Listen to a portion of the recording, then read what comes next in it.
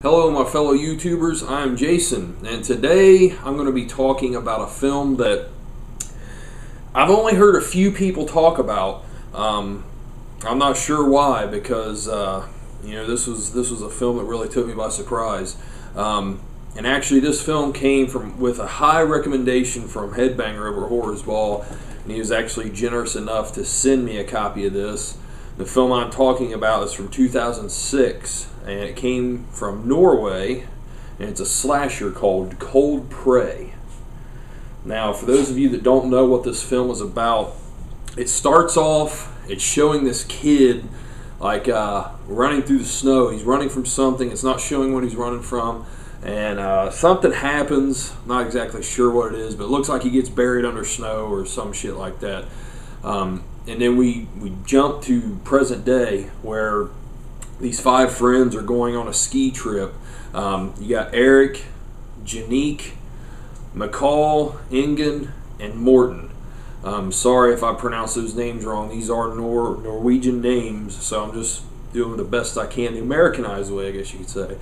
But they go on a ski trip, and I believe it was Morten's idea, if I'm not mistaken. And they get to the top of this mountain. It's just gorgeous, I mean, it's an awesome looking scene, and that's where they're just like, wow, this is amazing. So they start skiing, and Morten takes a bad fall, breaks his leg, and they're way out in the middle of nowhere. They're not sure exactly what they're going to do, so they get him rigged up in the sleigh so they can pull him, get him to somewhere. And they come up over this mountaintop and they see a hotel, like, oh shit, great, this is the answer. So they go to this hotel, and it's abandoned. There's nobody there whatsoever. So they break in, but when they break in, it's like, damn, we have everything we need here. They have food, alcohol, they have warmth, shelter, everything. But all things aren't as they appear there. And they soon realize that they are not alone. There is a homicidal fucking maniac there, looking to kill them all. That is your basic setup for Cold Prey. Before I go any further, take a drink here. Today I'm trying out Snow Day Winter Ale. I believe the same company that does the Fat Tire beer does this. It's very good. For all you ale fans, check it out. Good stuff. 6.2% too, but good stuff. So anyway, like I said at the beginning of this review, I'm not sure exactly why I haven't heard more about this film. It makes no sense because, guys, honestly, this slasher film blows away almost any slasher that I've seen from the U.S. in quite some time, and I don't think that that's a stretch at all. I was just really surprised by this one. I'm getting spoiled here lately. I've been on such a roll of seeing great film after great film, but I think the older I get, the more selective I'm getting, about what I watch. I don't just watch crap, I guess. I'll watch it on a high recommendation or something that sounds interesting. And guys, this Headbanger, this is a definite great recommendation from Headbanger. Like I said, this is just it's just a great slasher film. I mean, it's combined with great acting, great writing, characters that aren't cardboard cutouts.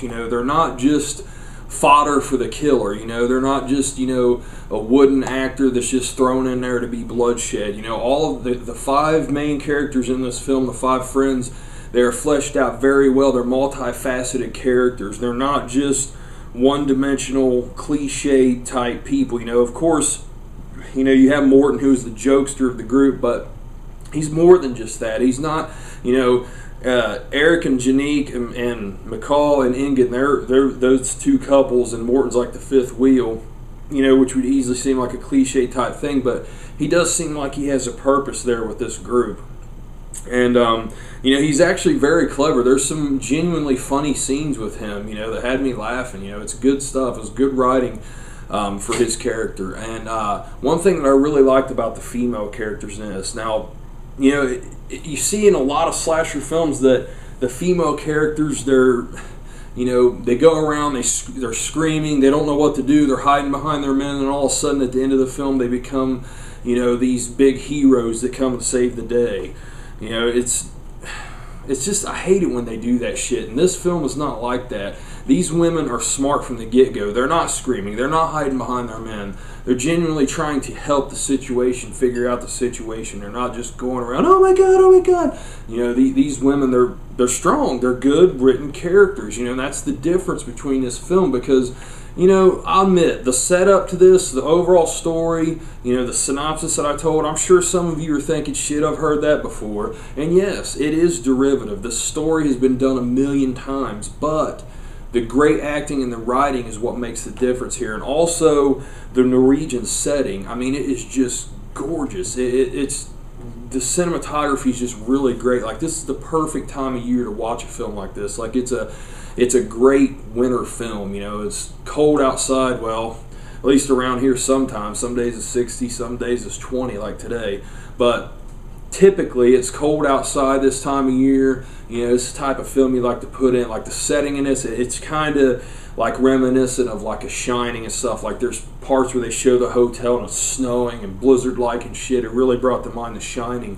But it still yet looks different, though, because of it being in Norway. Just the mountainous views and everything. It looks unique, you know, it really does. And I guess that's from it genuinely being set in Norway. A movie like this, though, despite me saying, you know, I feel that this is better than most slasher films here in America, I don't think a film like this would fly too well here in the States. Like, you know, because the reason why is here in the States we've gotten so used to like the ADD type filmmaking, you know, the jump cuts around and the music video style editing, and you know, where we have to have something happen immediately, you know, or it loses the audience. You know, and that's a shame, because this, you know, it kind of reminded me of like the old school slashers, you know. I mean, look at a film like Halloween.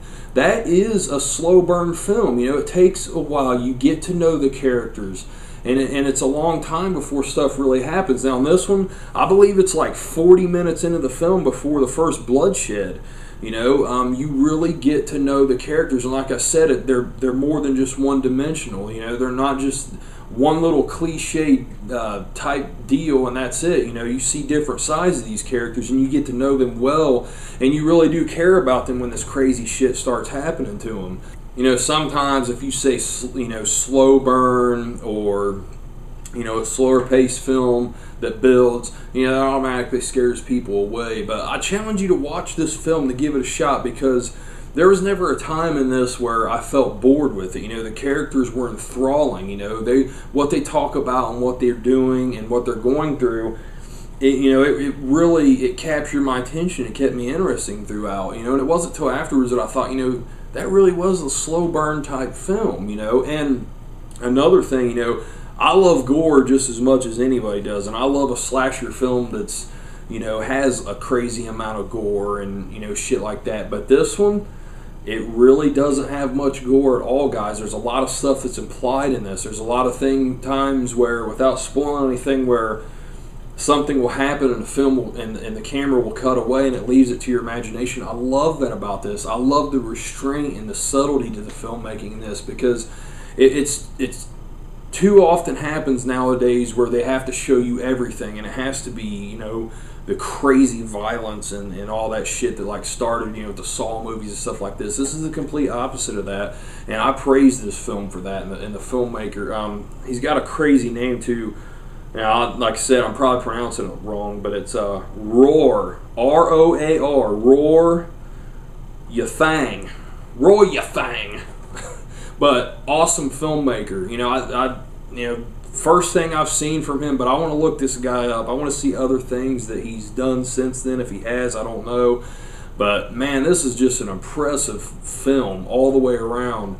And you know, like I said, if you like slashers, give it a shot. You know, it's derivative, yes, but you know, with the solid filmmaking skills of Roar, the acting, the writing, the cinematography, everything's really good, and it shows you that it doesn't have to be completely original premise to still work and still be an awesome film. And another thing I got to mention too is the score in this. It's a complete orchestral score. It's not, you know, your typical grinding guitars and, you know, metal soundtrack stuff, which all that stuff's fine, but it just seems to work more and be more memorable if it's a unique, original orchestra type score, and that's what they use in this. It's a, you know, it's very cool. I really like the score, and I thought it fit very well. So guys, you know, I'm going to give this a 9 out of 10. Yes, I'm going to rate it that high. I think this is a really awesome film. This is one of the better catalog titles that I saw for the first time this year, definitely. Yeah, that's Cold Prey. You can find it. I think it's like $11 on Amazon, if I'm not mistaken. I'm not sure about Netflix. I haven't checked there. But yeah, guys, give it a shot and let me know what you think. And if you have seen this, leave comments below, and I'd like to hear you guys' thoughts on this, because, you know, like I mentioned, you know, not many people's talked about this film, and I really don't get it if it's just, you know, unavailability or whatever. But whatever, you know, it was fucking awesome to me. So yeah, that's pretty much it, guys. Cold Prey. Be sure to check me out on Twitter. I have a Twitter account. It is Movie Addict 247. Look me up. So yeah, guys, Cold Prey, and I'm Jason. You all have a good one. Later.